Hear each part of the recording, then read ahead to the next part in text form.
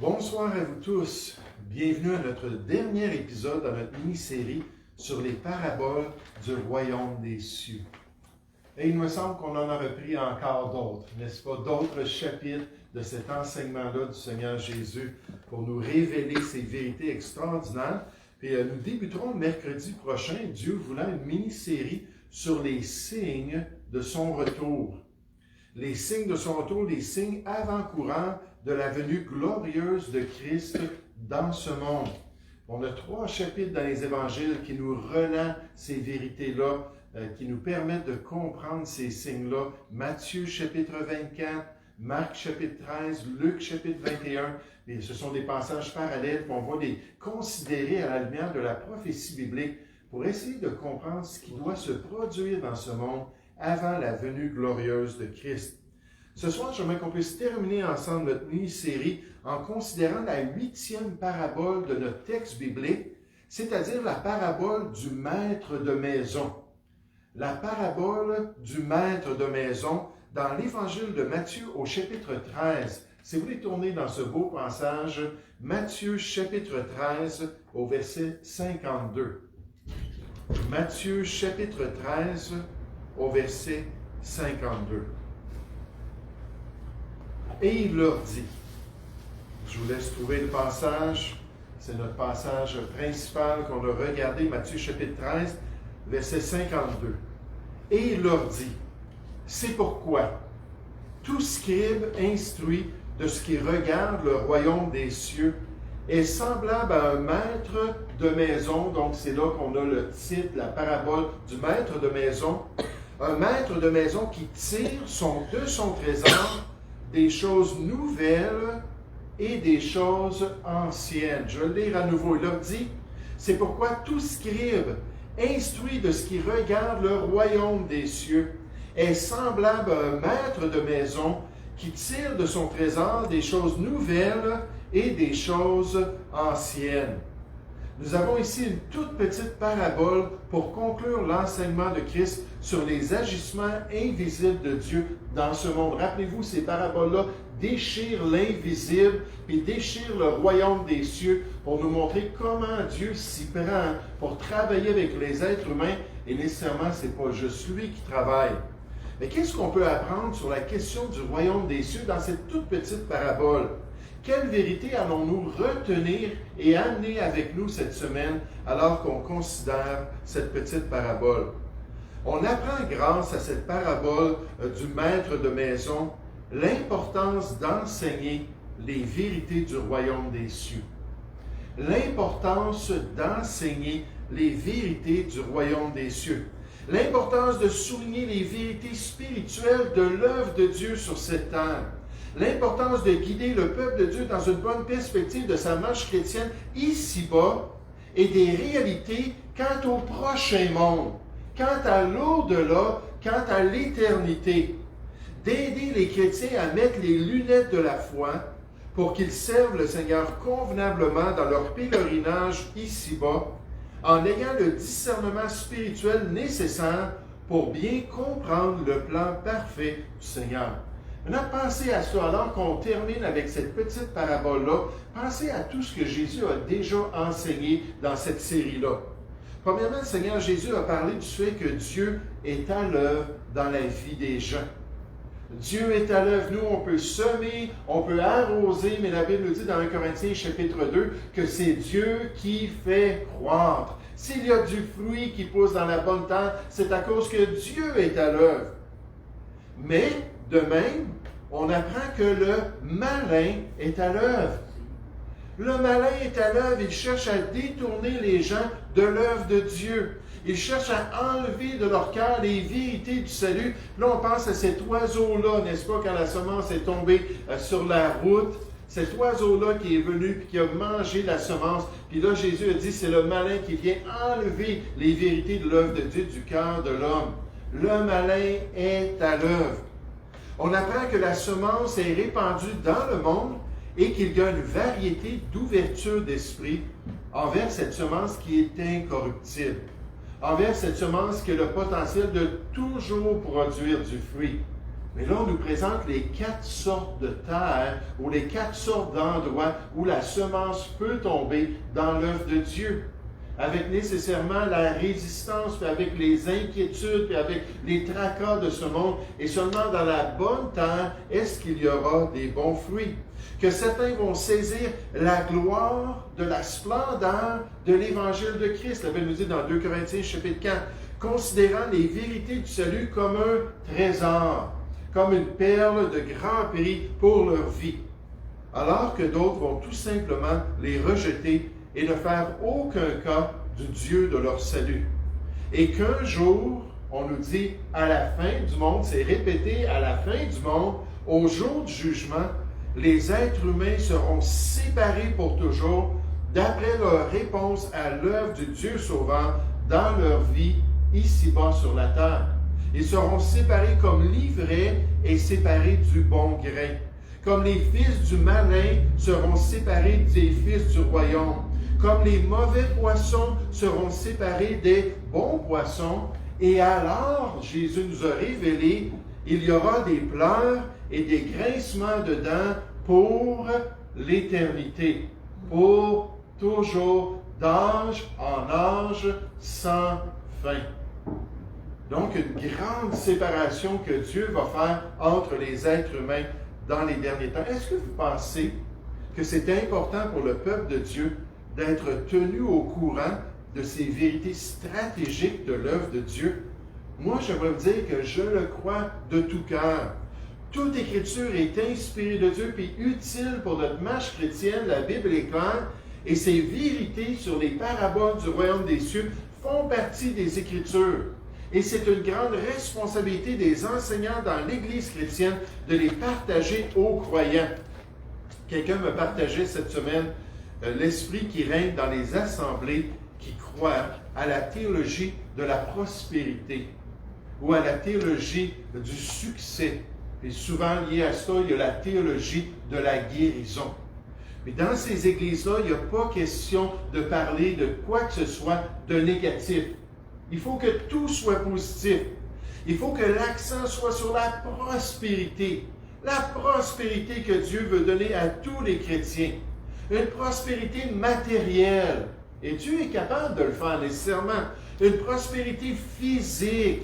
La santé impeccable. La prospérité relationnelle. Alors que la bonne main de Dieu vient sur les familles, sur les couples, sur les relations. Puis il ne faut surtout pas se concentrer sur des sujets désuets comme le péché, le jugement, la condamnation, la responsabilité morale de l'être humain, le sort final des perdus. On nous dit que si on aborde ces choses-là, on va dérouter les gens du plan de Dieu pour leur vie. Alors que les paraboles du royaume nous montrent que c'est totalement le contraire. Une telle approche dans l'Église de Dieu n'honore pas la révélation de Dieu et tout le conseil qu'il a donné à son peuple. Alors, comme c'est important d'enseigner ces vérités-là, de juste aider à ouvrir l'éternité pour que les chrétiens puissent comprendre les enjeux de la vie dans ce monde. Et considérez dans notre petite parabole l'importance de connaître et de faire connaître ces vérités sur les agissements de Dieu parmi les hommes. Encore une fois, Matthieu chapitre 13, au verset 52. Et il leur dit, c'est pourquoi je vous ai toutes raconté ces vérités-là concernant l'œuvre de Dieu, concernant le royaume des cieux. C'est pourquoi tout scribe instruit de ce qui regarde le royaume des cieux est semblable à un maître de maison qui tire de son trésor des choses nouvelles et des choses anciennes, mais tout scribe instruit dans ces choses. Et comme on a besoin de croyants qui sont bien instruits, des chrétiens qui ont l'expérience de la parole, des enfants de Dieu qui peuvent nous ramener là, à l'équilibre biblique. Et j'ai tellement aimé un couple qui nous ont visité en fin de semaine. Alors que je parlais au mari, il disait des choses, puis je l'ai dit à mon époux, j'ai dit c'était rafraîchissant. Il parlait de la prophétie biblique, et c'était exact ce qu'il disait. Il parlait de la vie chrétienne, puis la vie de l'Église, et c'était exact ce qu'il disait. Puis des fois, les chrétiens ont des choses qui sont exactes et malheureusement, il y a des choses qui ne sont pas exactes. Des fois, les pasteurs sont exacts, des fois, ils ne sont pas exacts. Mais là, j'écoutais ça et je me disais, waouh! J'ai dit, c'est vraiment beau de voir des gens qui ont pris le temps de sonder les Écritures, de plonger les regards dans la parole de Dieu pour pouvoir connaître les voies de Dieu et qui sont prêts à exhorter selon la vérité, selon la saine doctrine. Tite 1 au verset 9 nous dit, mais dans 1 Timothée chapitre 6, l'Esprit de Dieu affirme concernant le ministère de l'enseignant dans l'Église de Dieu. Il dit, en exposant ces choses aux frères. Et dans le contexte, ce sont les vérités des derniers temps. Dans 1 Timothée, chapitre 4, il dit, en exposant ces vérités du royaume des cieux, en exposant ces vérités de ce qui va se passer dans les derniers temps. Et nécessairement, on nous dit dans le passage que l'Esprit dit expressément, c'est comme si l'Esprit dit, « Hey, remarquez là, je le souligne, voici dans les derniers temps ce qui va se passer. » Il dit, en exposant ces choses aux frères, tu seras un bon ministre de Jésus-Christ, un bon serviteur de l'Église, nourri des paroles de la foi et de la bonne doctrine que tu as exactement suivies. Là, il dit, tu peux voir Dieu te sourire, tu peux voir Dieu dire, lâche pas, continue, ne te lance pas de faire le bien. Parce que tu es en train de faire ce qu'il désire pour aider les chrétiens à comprendre les vérités de la parole de Dieu. Pour que le peuple de Dieu ait une bonne perspective. Pour que le peuple de Dieu soit en mesure de voir les choses comme Dieu les voit. Pour que le peuple de Dieu puisse comprendre les enjeux qui vont affecter l'éternité de leurs concitoyens. Et alors qu'on enseigne ces choses-là, ça nous permet d'accomplir le plan de Dieu avec la perspective de l'éternité. Regardez avec moi dans 2 Corinthiens, chapitre 5. 2 Corinthiens, chapitre 5. Alors que l'apôtre Paul est en train de parler de cette perspective-là de l'éternité et comment il réalise les choses à la lumière de la foi et à la lumière de la révélation biblique. Déjà dans le chapitre 4, il a dit que les choses visibles sont temporaires. Le monde passe et sa convoitise aussi. Les choses invisibles du royaume des cieux sont éternelles. Il dit, on garde les yeux à la bonne place. C'est pas ici-bas dans cette vapeur qui va passer si rapidement. C'est envers ce qui va se produire pour l'éternité. Puis avec ça comme perspective, il dit au verset 1, 2 Corinthiens 5, 1, il dit, nous savons. Ça fait toute la différence. Quand les chrétiens savent. Nous savons, en effet, que si cette tente où nous habitons sur la terre est détruite, et la tente ici, ce n'est pas une habitation matérielle, c'est notre corps physique. Il compare ça à une tente. Si cette tente où nous habitons sur la terre est détruite, nous avons dans le ciel un édifice. Wow, ça va être tout un contraste de quitter ce corps, cette tente-là, pour rentrer dans l'édifice glorieux des cieux, qui est l'ouvrage de Dieu, une demeure éternelle qui n'a pas été faite de main d'homme. Aussi gémissons-nous dans cette tente. Il dit, c'est dur d'attendre cette expérience glorieuse. En un instant, en un clin d'œil, on va être transformé, on va revêtir la gloire de Dieu. Il dit, désirant revêtir notre domicile céleste, si du moins nous sommes trouvés vêtus et non pas nus, parce qu'avant la résurrection, il y a une période où on n'a pas vraiment de corps, on est seulement des êtres spirituels, d'après les Écritures. Car tandis que nous sommes dans cette tente, nous gémissons, accablés, parce que nous voulons non pas nous dépouiller, mais nous revêtir, afin que ce qui est mortel soit englouti par la vie. Et celui qui nous a formés pour cela, pour les choses de l'éternité du royaume des cieux, c'est Dieu, qui nous a donné les arts de l'Esprit, les premiers paiements ou la garantie spirituelle lorsque l'Esprit est venu nous sceller en Jésus-Christ. Nous sommes donc toujours pleins de confiance et nous savons qu'en demeurant dans ce corps, nous demeurons loin du Seigneur, c'est-à-dire physiquement, puisque lui, il est au ciel et nous sommes sur la terre. Car nous marchons par la foi. Et c'est ça que ça fait, ces instructions-là du royaume des cieux. ces aspects-là de l'enseignement biblique qui nous parlent de ces réalités spirituelles. Nous marchons par la foi et non par la vue. Nous sommes pleins de confiance et nous aimons mieux quitter ce corps et demeurer auprès du Seigneur. C'est pour cela aussi que nous nous efforçons de lui être agréable et ça nous donne de l'énergie dans notre service chrétien. Ça nous donne du vent dans nos voiles pour accomplir le plan de Dieu. Soit que nous demeurions dans ce corps, soit que nous le quittions. Car il nous faut tous comparaître devant le tribunal de Christ, afin que chacun reçoive, selon le bien ou le mal qu'il aura fait étant dans son corps. Verset 11. Connaissant donc la crainte du Seigneur, le respect profond de Dieu, nous cherchons à convaincre les hommes. Donc, il dit, c'est pas juste ma réalisation spirituelle, c'est pas juste notre perspective dans le ministère, c'est qu'on essaie de déteindre ça sur les chrétiens pour qu'ils aient aussi cette perspective-là, pour être un scribe instruit dans ces choses-là du royaume des cieux. L'importance de considérer les enjeux éternels, l'importance de comprendre et de retenir ce qui se passera dans la prochaine vie, mais surtout l'importance d'avoir part à l'œuvre de Dieu parmi les hommes.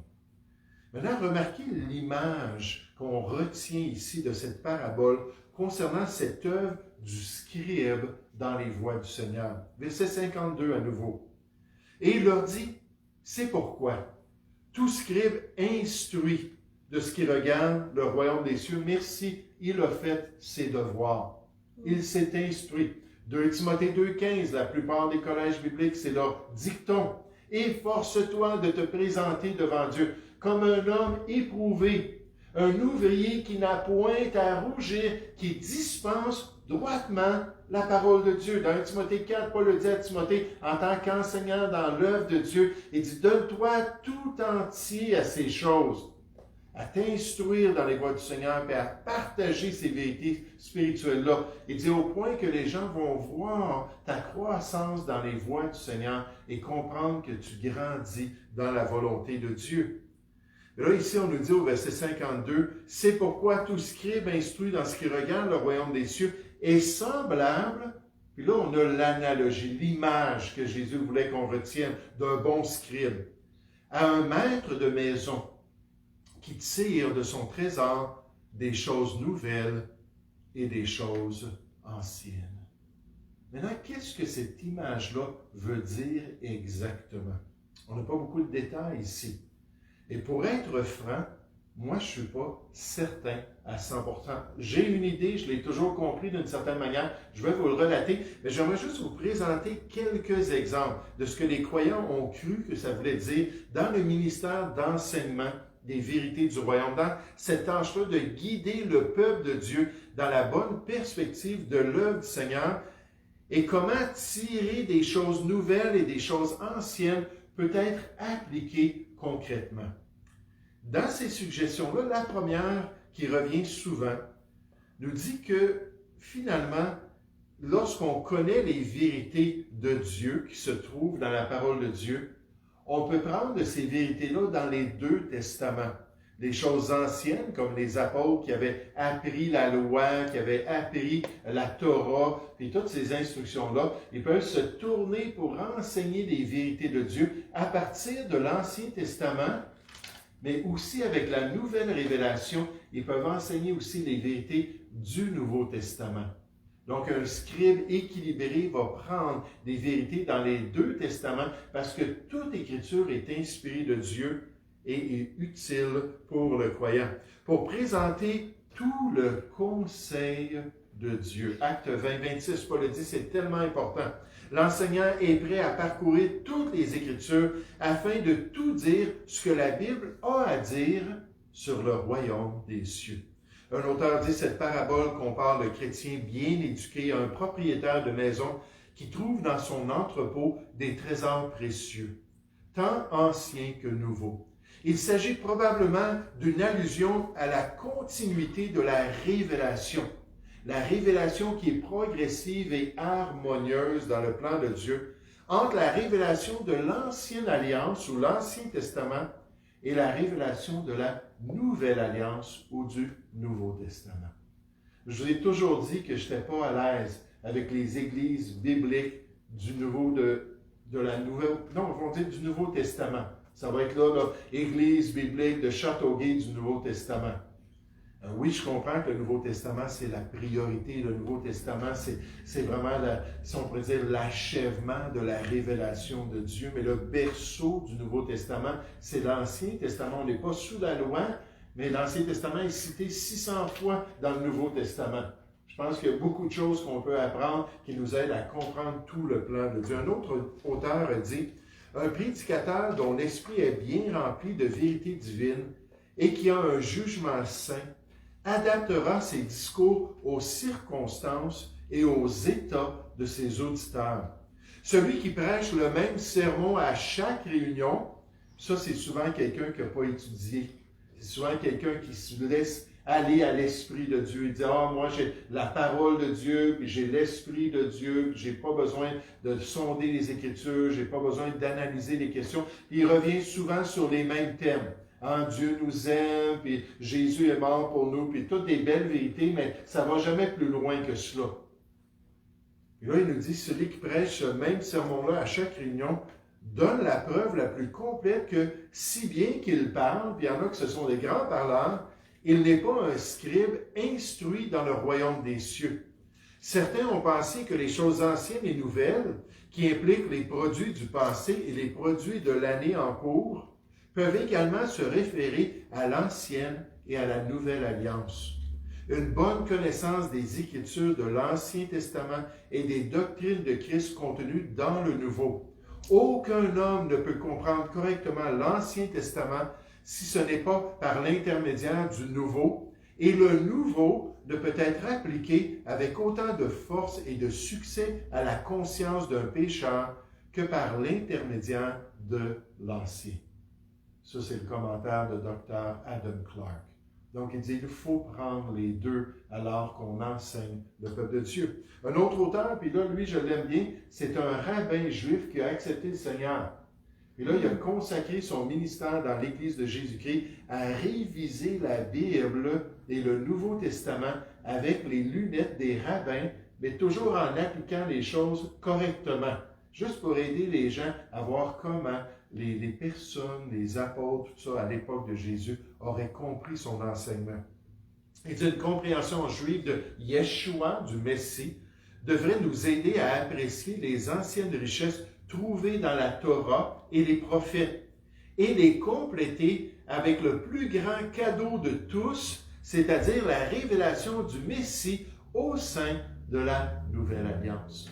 Donc, beaucoup de personnes lisent ce passage-là et disent, ça m'encourage. Je vais tout étudier la Bible, je vais regarder les deux testaments, puis faire ressortir les vérités que les chrétiens ont besoin pour les aider à marcher dans les voies de Dieu. Un bon enseignant biblique doit donc faire ressortir les vérités du royaume des cieux dans les deux testaments pour donner tout le conseil de Dieu au peuple de Dieu, puisque toute écriture est inspirée de Dieu et fait partie de sa responsabilité. Alors ça, c'était un commentaire que j'ai vu régulièrement concernant cette signification-là. Maintenant, une autre application ou une autre perspective, c'est que Jésus présente cette parabole spécifiquement à ses apôtres. Vous vous rappelez, juste avant la parabole qu'il a mentionnée des bons poissons et des mauvais poissons, il termine en disant « Comprenez-vous toutes ces choses? » Là, les apôtres disent « Oui, oui, on comprend. » Là, Jésus continue en disant « C'est pourquoi. » Si vous comprenez, puis que vous êtes des scribes bien instruits dans ces vérités du royaume des cieux, vous les apôtres, voici votre responsabilité. Ces apôtres-là qui pouvaient alors instruire les gens avec ce qu'ils connaissaient de l'enseignement de Jésus avant sa divulgation des paraboles du royaume, les 3 ans peut-être, ou les 2 ans qu'ils ont passé avec Jésus, avant qu'il donne ces significations-là, puis ensuite ajouter la connaissance plus profonde des vérités telles que révélées dans les paraboles. Donc, à chaque fois que Jésus leur a parlé de différents sujets, ça c'était les choses anciennes, de leur compréhension. Et là, Jésus leur donne la perspective éternelle, il leur présente les vérités du royaume des cieux. Et là, ils pouvaient aller piger dans cela pour compléter l'enseignement de Jésus et instruire les gens autour d'eux durant leur ministère. Donc, prendre quelque chose de plus général de l'enseignement biblique et à d'autres moments, approfondir les enjeux spirituels un peu plus pour honorer la variété des enseignements qui se trouvent dans la parole de Dieu. Par exemple, un enseignant biblique peut, un bon dimanche, aborder les enseignements sur le couple chrétien, et sur la famille chrétienne. Puis là, un autre dimanche, parler de l'étang ardent de feu qui est réservé aux perdus qui ont rejeté l'Évangile. Là, donc, il fait des choses bien simples et bien pratiques pour les chrétiens. Là, il ramène la réalité un autre dimanche sur ce qui se passe dans le royaume des cieux pour aider les gens à comprendre la volonté de Dieu. Un auteur dit, par extension, cette parabole décrit aussi de manière générale les vrais disciples qui peuvent maintenant produire des trésors anciens, ce qu'ils savaient de l'enseignement de Jésus, et des trésors nouveaux, ce qu'ils ont appris de Jésus alors qu'il a expliqué ces paraboles. Encore une fois, comment arriver à une conviction? C'est pas facile parce qu'on n'a pas beaucoup de détails. Une dernière application que je veux vous présenter qui était aussi populaire. C'est une application qui est possible. Et c'est celle que moi, je comprenais lorsque je lisais ces paraboles-là et cette parabole-là, avant d'avoir étudié un peu plus la question et de voir les autres perspectives. Et c'était que l'enseignant biblique, à travers des fois les décennies de son service dans l'Église chrétienne, dans l'Église de Jésus-Christ, peut revenir sur des textes bibliques qu'il a déjà enseignés, sur des prédications qu'il a déjà présentées, mais en ajoutant une nouvelle manière de saisir le passage, nécessairement une manière qui est complémentaire, une manière qui ne se contredit pas, avec de nouvelles illustrations et de nouveaux objets de leçon, avec de nouvelles manières de mettre en pratique l'enseignement biblique, tout en étant en harmonie avec ses vieilles présentations. Et moi, quand j'ai vu ça, j'ai dit, ben c'était comme ça que je comprenais ça. Par exemple, un pasteur peut enseigner le psaume 23, faire peut-être une série à travers le psaume 23. 5 ans plus tard, être poussé par l'Esprit de Dieu à revenir encore au psaume 23. Et là, cette fois-là, il va le présenter avec quelques ajustements, avec quelques manières de comprendre, et sa présentation des vérités de ce merveilleux psaume va juste venir complémenter ce qu'il a déjà fait. Dans sa réserve des vérités divines, l'enseignant biblique tire des choses nouvelles et anciennes, des vérités anciennes sous des formes, des aspects et des applications toujours nouveaux et avec des illustrations toujours nouvelles. Et combien de fois, à travers les années, je ne me sentais pas à l'aise parce que je revenais sur des passages qu'on avait déjà vus. Mais à travers les années, c'est quelque chose qui arrivait. Puis là, je m'assurais de présenter, je mettais mes notes, mes anciennes notes. J'avais une de mes filles qui gardait toutes mes notes, puis elle disait, ah, on peut peut-être essayer de le retrouver dans tes livres. Là, je mettais tout ça de côté. Je disais, non, on va recommencer à zéro, on va regarder ça, puis apprendre de la volonté de Dieu. Mais pour être un enseignant fidèle de la parole de son Dieu, peu importe l'interprétation qu'on choisit, c'est clair que le bon scribe va bien servir son Seigneur et son Sauveur s'il présente les vérités du royaume des cieux. Comme Paul le dit à Timothée, prêche la parole, insiste en toute occasion, favorable ou non, reprend, censure, exhorte avec toute douceur et en instruisant. Et dimanche, à un moment donné, quelqu'un a dit, mais pasteur, vous avez le droit de reprendre un chrétien s'il est dans l'erreur. J'ai dit, oui, il y a des passages bibliques qui disent ça. Mais des fois, ce n'est pas populaire dans les églises chrétiennes. On n'aime pas là, si le pasteur ose reprendre une personne qui a dit quelque chose qui est erroné. Mais oui, c'est la responsabilité alors qu'on enseigne la parole de Dieu. Terminons notre série ce soir avec l'expérience de Jésus qui s'est produit juste après qu'il ait fini cette série-là. C'est comme si le Seigneur a permis une situation dans le ministère de Jésus pour révéler tous ces enjeux spirituels, tout ce qu'il avait décrit comme combat spirituel, puis comme ennemi qui s'élevait contre l'œuvre de Dieu. Et là, au verset 53, on voit Jésus vivre ces choses. Nécessairement, il allait les vivre régulièrement dans son ministère. Lorsque Jésus eut achevé ses paraboles, il partit de là. S'étant rendu dans sa patrie, il enseignait dans la synagogue, de sorte que ceux qui l'entendirent étaient étonnés et disaient: d'où lui viennent cette sagesse et ces miracles? N'est-ce pas le fils du charpentier? N'est-ce pas Marie qui est sa mère? Jacques, Joseph, Simon et Jude, ne sont-ils pas ses frères? Et ses sœurs, ne sont-elles pas toutes parmi nous? D'où lui viennent donc toutes ces choses? Et il était pour eux une occasion de chute.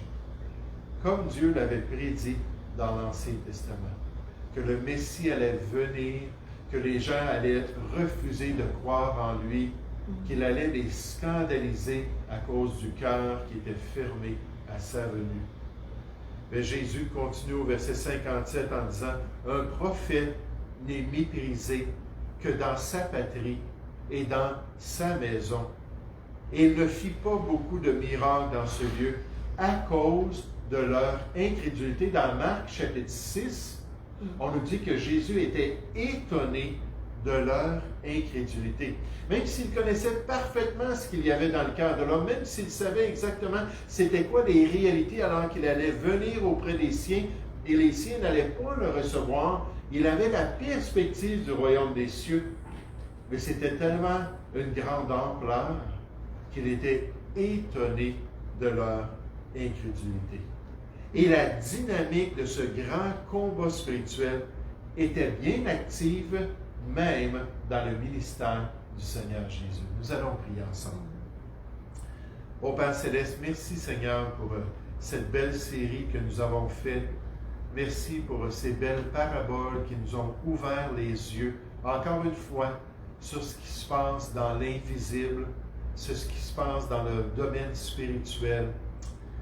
Et alors qu'on considère ces choses ce soir, on se rappelle bien qu'on a besoin de bons scribes dans ton œuvre, qu'on a besoin de bons enseignants, instruits de ces vérités du royaume des cieux, et qu'on a besoin de demeurer fidèles à tout le conseil de Dieu.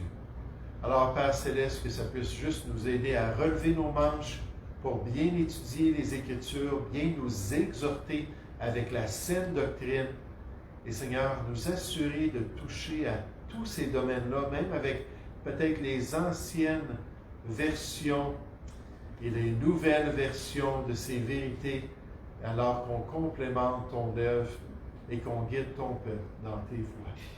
Bénis-nous abondamment, guide pour cette prochaine série, Seigneur, sur les signes du retour glorieux de Christ.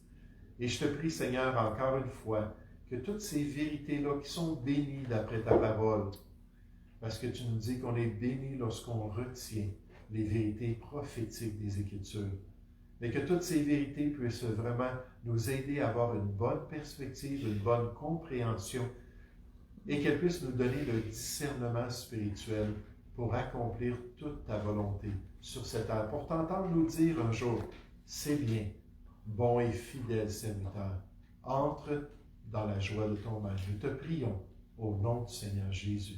Amen.